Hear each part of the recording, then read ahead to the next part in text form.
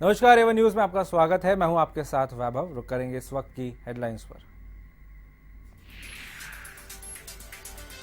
Rail मंत्री सुरेश प्रभु को राजस्थान दौरा। जयपुर जंक्शन पर विभिन्न रेल परियोजनाओं और यात्री सुविधाओं का करेंगे लोकार्पण। सीएम वसुंधरा राजे से भी रहेंगी वहां मौजूद।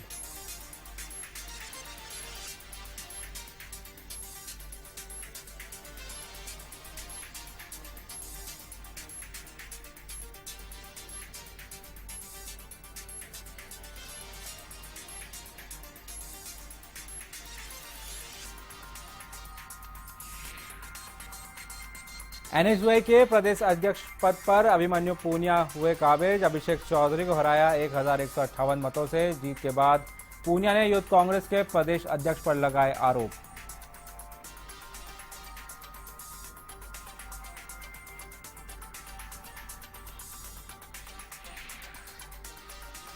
कोटा के प्रेमनगर में काफी दिनों से बन रही है पानी की समस्या। समाधान नहीं होने पर गुस्साए लोग चढ़े पानी की टंकी पर। थानाधिकारी ने की समझाइश।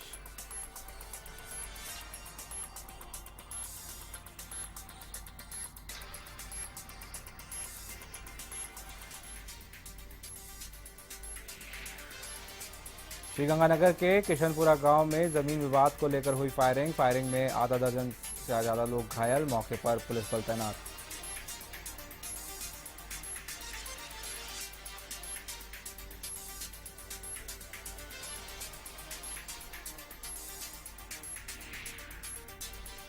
अनूपगढ़ में अवैध शराब की दुकानों पर बिक्री जोरों पर। होटल और थड़ियों पर सरेआम बिक रही है शराब। आबकारी विभाग बन रहा है अनजान।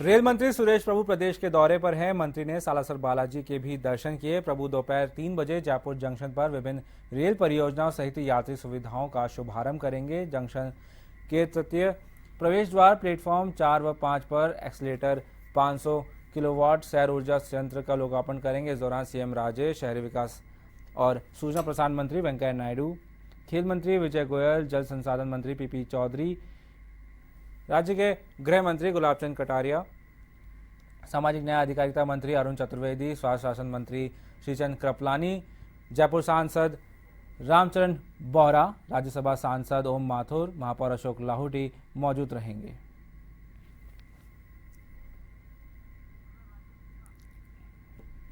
इस खबर पर ताजा जानकारी के लिए जयपुर से हमारे संवाददाता राकेश मिश्रा फोन लाइन पर मौजूद है। जी राकेश, बताएं।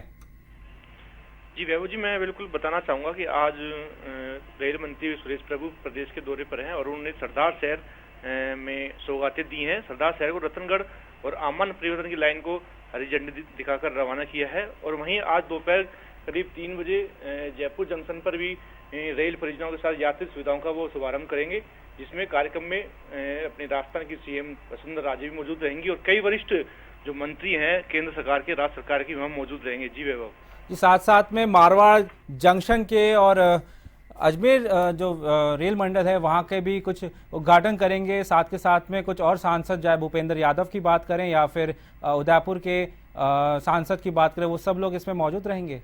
बिल्कुल, आज जो एक दिन का जो दिवसीय दौरा है सुरेश प्रभु का, वो पूरा राजस्थान के लिए है और वो विभिन्न अंचलों में ये सौगातें दे रहे हैं, क्योंकि राजस्थान की अनदेखी एक तरीके से जो रेल बजट आया था उसमें की गई थी, लेकिन उसको मद्देनजर रखते हुए आगामी चुनाव जो नजदीक है, राजस्थान में चुनाव को लेकर केंद्रित किया जा रहा है। जो भी सारा मामला है चुनाव को मद्देनजर देखते हुए रेल मंत्री सारी सौगातें जैसे सरदार शहर, रतनगढ़, अजमेर के सभी सांसद और सभी विधायकों को भी यहाँ उन्होंने इनवाइट किया है, क्योंकि सारी जो सुविधा है और केंद्र की जितनी भी सारी जो जीएसटी को लेकर जो माहौल बना हुआ है उसको भी इस पर चर्चा की जा सकती है आज, क्योंकि जीएसटी को लेकर जो लोगों में भ्रमित है कि इसके आने के बाद लोग काफी परेशान होंगे, लेकिन उसको लेकर भी आज जयपुर जंक्शन के बाद एक कार्यशाला का भी आयोजन रखा गया है। जी वैभव जी, जिस तरीके से राकेश आप बता रहे हैं, सरकार राज्य सरकार है, आने वाले इलेक्शन को देखते हुए बात करें या फिर जीएसटी को देखते हुए बात करें, सरकार कहीं ना कहीं प्रदेशवासियों को एक साथ इतनी सारी जो योजनाएं हैं वो बता रही है। साथ के साथ में अगर हम बात करें जयपुर जंक्शन की, तो जयपुर जंक्शन एशिया के सबसे बड़े जंक्शनों में शामिल है कहीं ना कहीं तौर पे, और वहाँ पे एस्केलेटर की जो व्यवस्था है, कहीं ना कहीं मोदी विजन जो है वो कहीं ना कहीं यहाँ से चालू होने जा रहा है, कहीं ना कहीं देखा जाए तो। क्योंकि पहले जिस तरीके से वाईफाई चालू करा था, उसके बाद में अब सभी प्लेटफॉर्म पर एस्केलेटर जो है वो चालू कर दिए हैं। तो कहीं ना कहीं मोदी विजन जो नरेंद्र मोदी जो मोदी विजन लेकर आए थे कि हम हमारे देश को स्वच्छ एवं साफ रखेंगे, तो कहीं ना कहीं उस दिशा की ओर जयपुर जंक्शन कहीं ना कहीं जा रहा है। बिल्कुल वैभव, ये एक अच्छा सवाल है कि स्वच्छ भारत अभियान के तहत जयपुर जंक्शन का 8वां नंबर पे स्थान आया है। उसको देखते हुए जो रेल जो एनसीआर है उसमें भी काफी जोश है, और उसको देखते हुए आज ये जो कार्यक्रम है, रेल मंत्री खुद जयपुर जंक्शन का दौरा भी करेंगे। और जो आज वहाँ जो चाक चौबंद जो व्यवस्था है आप देखने को वहाँ पे मिली है कि इतनी सफाई जो 8वें नंबर पे जो स्थान प्राप्त किया है वो बिल्कुल देखने लायक है। आज जो स्टेशन का जो नज़ारा है बिल्कुल एकदम सफाई का नज़ारा है, और जो 8वें नंबर पे जिन्होंने स्थान प्राप्त किया उससे साफ जाहिर होता है कि कहीं ना कहीं जयपुर जंक्शन पर सफाई व्यवस्था को ठीक किया है एनसीआर ने। और उसको देखते हुए सुरेश प्रभु का दौरा भी एक जयपुर रखा गया। जी राकेश, तमाम जानकारी के लिए बहुत बहुत शुक्रिया। तो ये थे जयपुर से हमारे सहयोगी राकेश मिश्रा, जो कि बता रहे थे कि रेल मंत्री सुरेश प्रभु जो हैं वो 1 दिवसीय राजस्थान दौरे पर हैं।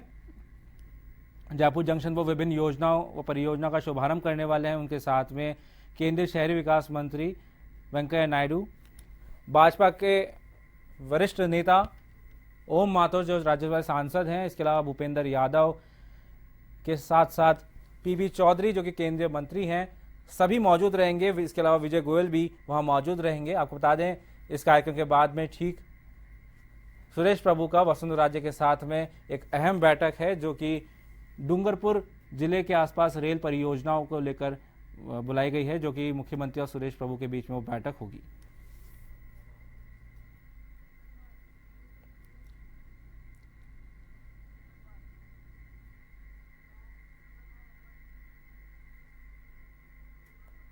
देश में भारतीय किसान संघ के आह्वान पर चल रहा किसानों का आंदोलन 5वें दिन सोमवार रात को खत्म हो गया। किसान संघ व सरकार के बीच जयपुर के विद्युत भवन में करीब 11 घंटे तक चली वार्ता के बाद सभी मुद्दों पर चर्चा हुई और सहमति बनी। इसके बाद संघ ने प्रदेश भर में रात 10:30 बजे आंदोलन वापस लेने का निर्णय किया।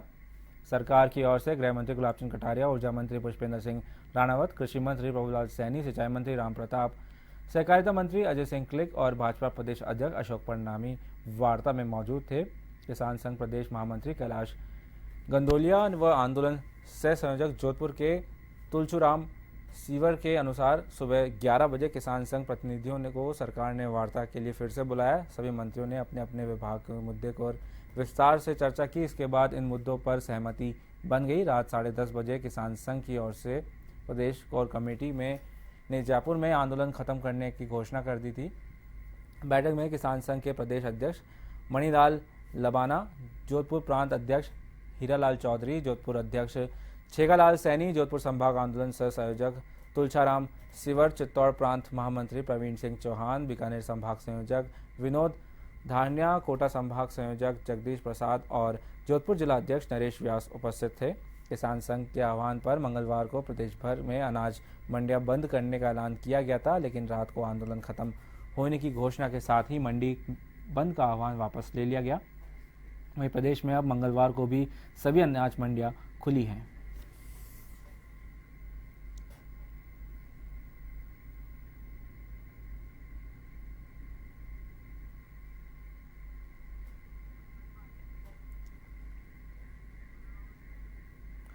छात्र संगठन एनएसयूआई को नया प्रदेश अध्यक्ष मिल गया है। लगभग 18 घंटे की मतगणना के बाद प्रदेश अध्यक्ष पद पर अभिमन्यु पूनिया ने जीत हासिल की है। अभिमन्यु ने अभिषेक चौधरी को 1158 वोटों से हराकर ये जीत हासिल की है। अभिमन्यु को कुल 5406 वोट मिले, वहीं अभिषेक को 4248 वोट मिले। साथ ही रणदीप सिंह चौधरी को 1355 वोटों के साथ तीसरे स्थान पर है। एनएसयूआई के नए प्रदेश अध्यक्ष पद पर काबिज होते ही पूनिया ने कांग्रेस में चल रही आंतरिक कलह को जग जाहिर कर दिया। उन्होंने यूथ कांग्रेस के प्रदेश अध्यक्ष अशोक चांना पर आरोप लगाते हुए कहा कि यह एनएसयूआई का चुनाव किसी प्रत्याशी का चुनाव नहीं होकर अशोक चांना का चुनाव था, जिसने मेरी गाड़ियों को नुकसान पहुंचाया और मेरे समर्थकों के साथ मारपीट की। ऐसे में अब यह तय हो गया है कि पीसीसी चीफ और यूथ कांग्रेस चीफ की आंतरिक कलह के कारण अब कांग्रेस पार्टी 3 हिस्सों में बढ़ चुकी है। साथ ही पूनिया ने इसी आंतरिक कलह को के बीच एनएसयूआई को और अधिक मजबूत करने की बात भी कही है। एनएसयूआई के चुनाव शुरू होने के साथ ही कांग्रेस 2 खेमे में बटी हुई नजर आ रही थी, जिसमें पीसीसी के पदाधिकारी अभिमन्यु पूनिया के समर्थन में थे, वहीं यूथ कांग्रेस के पदाधिकारी अभिषेक चौधरी के समर्थन कर रहे थे। मतगणना सोमवार सुबह दोपहर से शुरू हुई मतगणना पूरी रात चली, जिसके बाद मंगलवार सुबह 8 बजे परिणाम घोषित हुए। हालांकि कल 7 जिलों की कार्यकारिणी के परिणाम सोमवार देर शाम घोषित हो गए थे, जिसमें जयपुर के जिलाध्यक्ष पद पर धर्मवीर चौधरी जीते। आपको बता दें कि अभिमन्यु पूनिया राजस्थान विश्वविद्यालय के महासचिव भी रहे हुए हैं।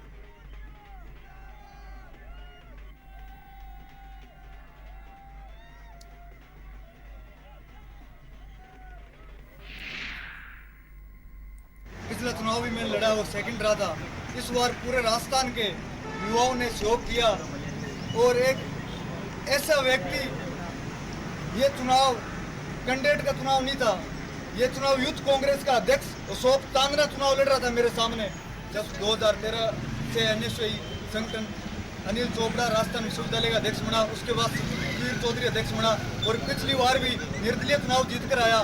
तो एनएसयूआई संगठन 2013 के बाद मजबूत है और इसको और मजबूत करेंगे। सभी छात्र नेता जो राजस्थान के जिन्होंने हमारा सहयोग किया, तो साथ मिलकर चले, पूर्व छात्र संघ अध्यक्ष, पूर्व प्रदेश अध्यक्ष जो भी है सभी ने, और राजस्थान के युवा ने जो वोट दिया है हमें, राजस्थान का युवा प्रदेश अध्यक्ष बना है, जिसने सड़क पर संघर्ष किया है, उसने इस चुनाव के अंदर काम किया और मैंने।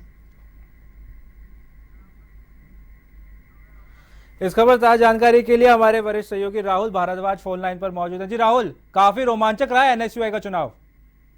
जी बिल्कुल वैभव, देखिए मैं आपको बताऊं कि एनएसयूआई एकमात्र ऐसा छात्र संगठन है जिसकी पूरी टीम चुनाव के माध्यम से चुनी जाती है। प्रदेश एनएसयूआई के जो चुनाव है कार्यकारिणी के 12 जून से शुरू हुए थे, जो कि 18 जून तक चले हैं।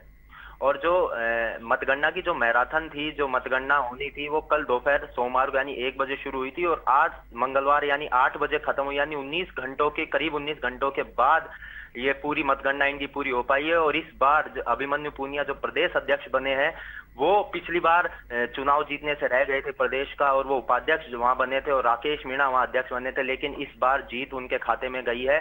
और एक युवा चेहरा एक बार फिर, जो कि राकेश मीणा से भी कम उम्र का है, वो एनएसयूआई को मिला है। राहुल, चुनाव तो एक प्रक्रिया ठीक है, लेकिन जिस तरीके से जो कांग्रेस एनएसयूआई और यूथ कांग्रेस के बीच की जो अंतर्कलह है वो जो सामने देखने को मिली, जिस तरीके से जब चुनाव जयपुर में हो रहे थे और वहां पर लाठीचार्ज किया गया था, कहा जा रहा था कि अशोक चांदना के कमरे से जो कार्यालय है वहां से लड़के निकले लाठियां लेकर, और जिस तरीके से अभिमन्यु पूनिया ने साफ तौर पे कहा कि ये जो चुनाव था ये किसी कैंडिडेट के बीच में नहीं था, बल्कि सीधे यूथ कांग्रेस के अध्यक्ष के साथ में था। तो कहीं ना कहीं ये अंतर्कलह जो है ये सामने दिखने से क्या एनएसयूआई और यूथ कांग्रेस, क्योंकि इन्हीं से ही कांग्रेस बनती है पूरी की पूरी, कहीं ना कहीं एक बिखरती हुई नजर आ रही है? जी बिल्कुल, देखिए एनएसयूआई के जब चुनाव की बात आती है तो पिछली साल जब 2014 में जब ये चुनाव हुए थे, माफ कीजिएगा 15 में जब ये चुनाव हुए थे, तो उस वक्त भी ऐसा ही नजारा देखने को मिला था और जो हाव उड़दंग थे और गाड़ियों में टूट फूट थी और आपसी लड़ाइयां थी वो देखने को मिली थी। इस बार इसके उलट जब अभिमन्यु पूनिया ने आरोप लगाया कि यूथ कांग्रेस अध्यक्ष अशोक चांदना इस चुनाव में हस्तक्षेप कर रहे हैं और जो अभिषेक चौधरी हैं उनके पक्ष में जो वो मतदान की अपील कर रहे हैं, और ये हुआ भी। जयपुर के जो अंतिम दिन के जब यहाँ चुनाव थे, तो चुनाव जैसे समाप्त हुए शाम को 4 बजे, तो उसके बाद जो अशोक चांदना के, जैसा कि अभिमन्यु पूनिया ने आरोप लगाया कि अशोक चांदना के ऑफिस में से कुछ 50-60 युवक आते हैं और गाड़ियों में तोड़फोड़ करते हैं और वहाँ जो आतंक का माहौल है उस पूरी सड़क पर जयसिंह हाईवे पर वो मचाते हैं। हालांकि पुलिस ने उस दिन संभाल लिया था।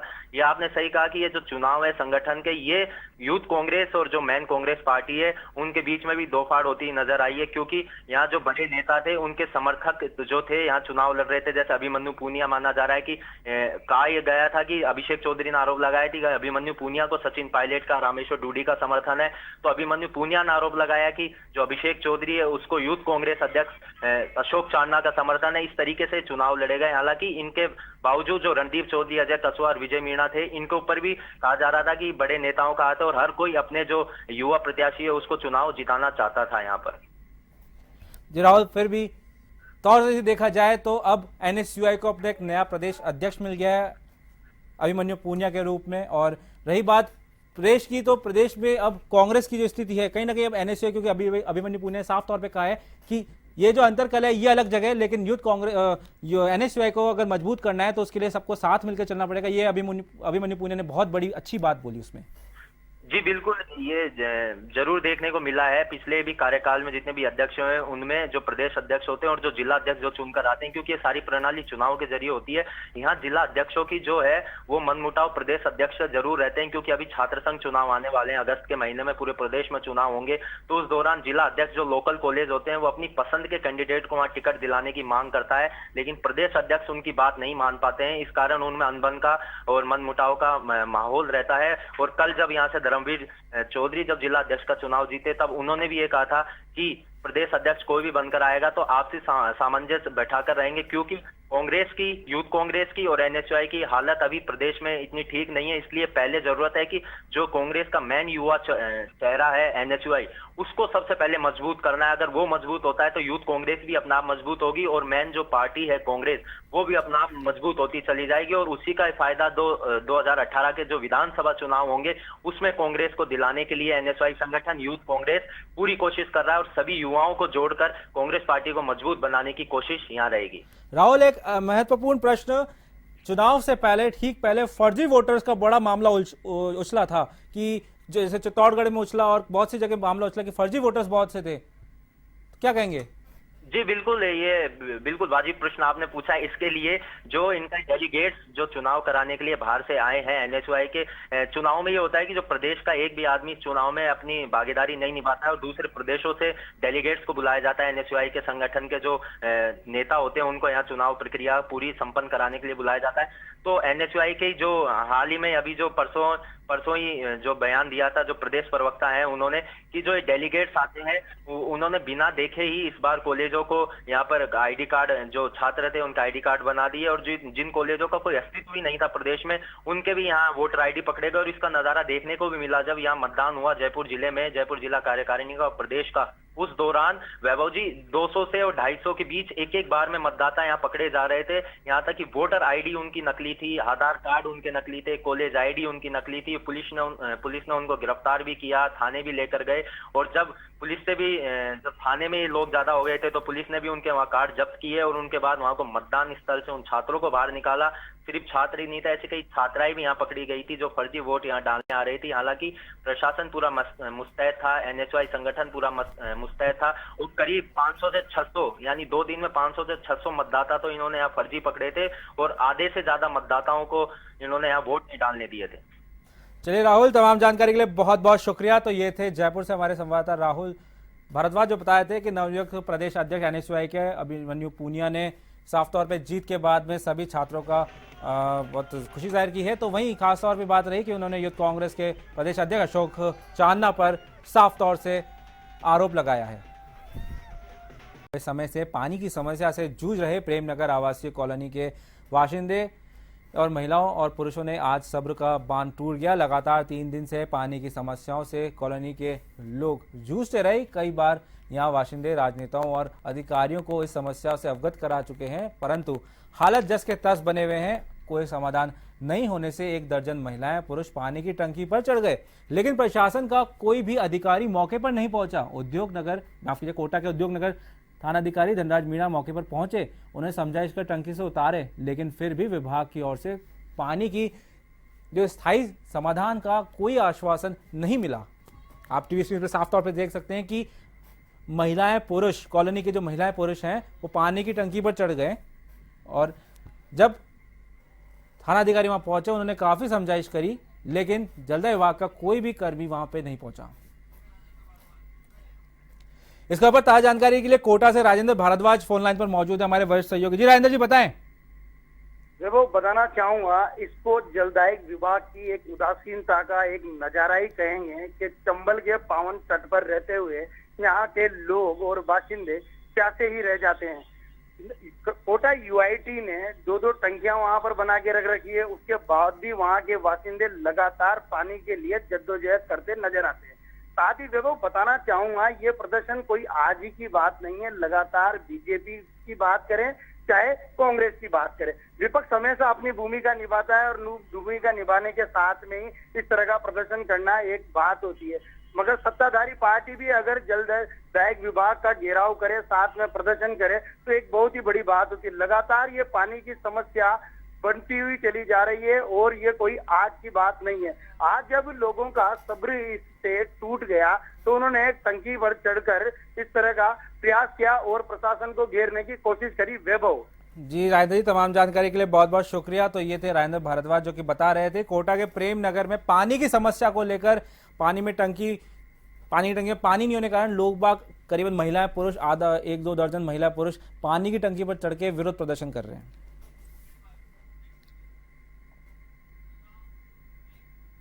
श्रीगंगानगर के कृष्णपुरा गांव में जमीनी विवाद को लेकर चली फायरिंग में आधा दर्जन लोग घायल हो गए। जानकारी के अनुसार गांव में बने मंदिर की 13 बीघा भूमि पर मंदिर पुजारी खेती कर अपनी आजीविका चलाता था, लेकिन गांव के ही दूसरे पक्ष ने जमीन पर ट्रैक्टर चलाकर जमीन पर कब्जा करना चाहा। पुजारी ने पुलिस को सूचना भी दी, लेकिन सुबह तड़के दोनों पक्षों में लाठी और फायरिंग हुई जिसमें आधा दर्जन लोग घायल हो गए। घायलों को ट्रॉमा सेंटर में उपचार जारी है। वहीं ट्रॉमा सेंटर के बाहर पुलिस जाब्ता भी तैनात कर दिया गया है। सुबह की यह घटना है।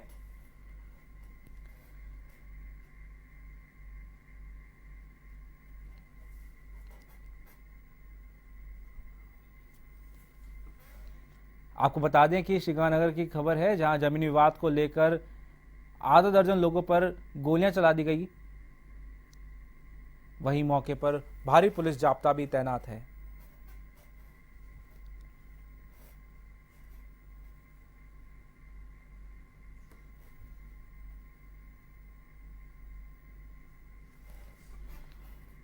आपको बता दें मंगलवार सुबह की घटना है, जहां जमीनी विवाद को लेकर फायरिंग में कुछ लोग घायल हो गए।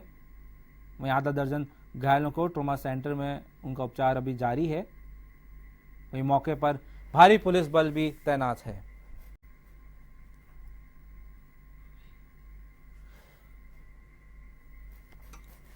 इस खबर पर ज्यादा जानकारी के लिए श्रीगंगानगर से हमारे सहयोगी संजय चौधरी फोन लाइन पर मौजूद है। संजय बताएं। देखिए वैभव, मैं आपको बताना चाहूंगा ये जो मामला है आज सुबह ही हुआ। जमीनी विवाद को लेकर ये जो खूनी संघर्ष चला, ये सूरतगढ़ सिटी थाने के अंतर्गत है और सिटी थाने से मात्र 3 किलोमीटर की दूरी पर है।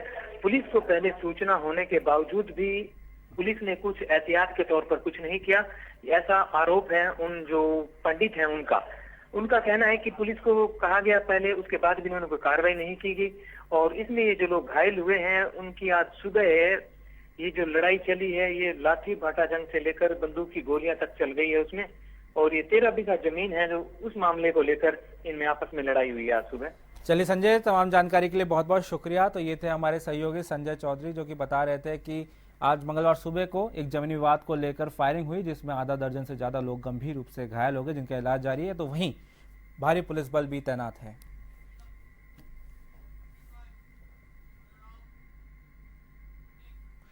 एवी न्यूज़ में फिलहाल इतना ही। खबरों का सिलसिला जारी रहेगा। आप देखते रहिए A1 टीवी। नमस्कार।